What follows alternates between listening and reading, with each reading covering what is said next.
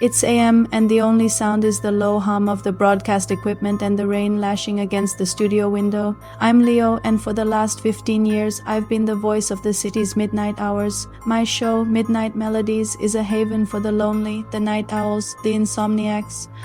I play old vinyls, tell stories, and keep the darkness at bay. But tonight, the darkness is pushing back. It started subtly, a whisper buried deep in the static between songs. I thought it was just feedback, a loose connection. I tweaked the dials, checked the wiring, but it came again, clearer this time. A girl's voice, faint and desperate. Is anyone there? I'm lost.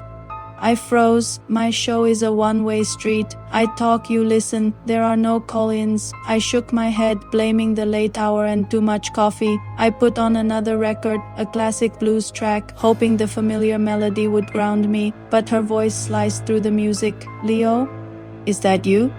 My blood ran cold. She knew my name. I cut the song short, my heart hammering against my ribs. This is Leo from Midnight Melodies, I said into the mic, my voice trembling. If someone is on this frequency, please identify yourself. Silence. Then the whisper again, threaded with a chilling echo. It's so cold down here. The calls or whatever they were continued for the next week. Always the same girl, her voice a fragile thread in the tapestry of static. She never said her name. She just talked about being lost, being cold, and about me. She'd mention a song I played years ago, a story I once told about my childhood dog, details no one could possibly remember. I was starting to lose it. My producer Mark thought I was cracking under pressure. Maybe you need a vacation, man, he said, eyeing me with concern.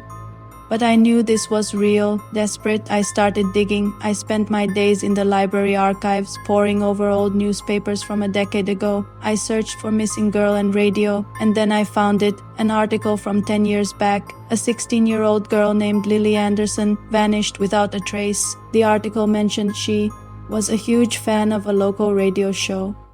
My radio show, the picture showed a bright-eyed girl with a shy smile holding a portable radio. My stomach twisted into a knot. I kept digging, my obsession growing with every new detail. I found old fan forums, archived chat rooms from the early days of the internet, and there she was, Lily, under the screen name Static Dreamer.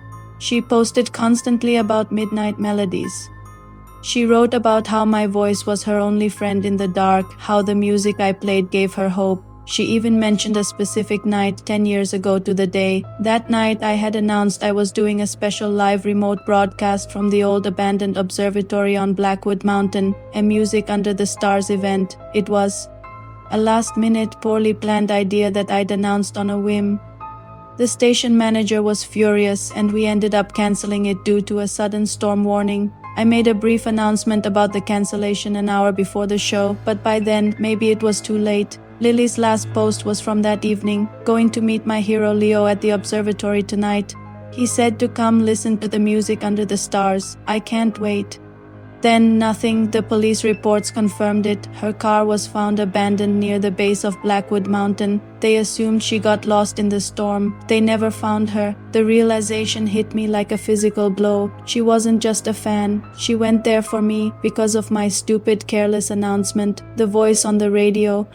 The girl lost in the static. It was Lily. And she wasn't just lost, she was gone, and it was my fault. That night I went on air, but I didn't play any music. The studio was silent except for the hum of the console. Lily, I whispered into the mic, my voice cracking. I'm here, I'm so sorry. The static swelled, and for the first time her voice was perfectly clear, as if she were standing right beside me. I waited for you, Leo. A single tear traced a path down my cheek. You were my favorite song. And then the static faded, and for the first time in 10 years, there was only silence. My show is still called Midnight Melodies, but now I play for an audience of one. Every song is for her, a 10-year-long apology broadcast into the endless night. Thanks for watching. If you're fascinated by mysteries that blur the line between the real and the unexplained, make sure to subscribe for more stories. See you next time.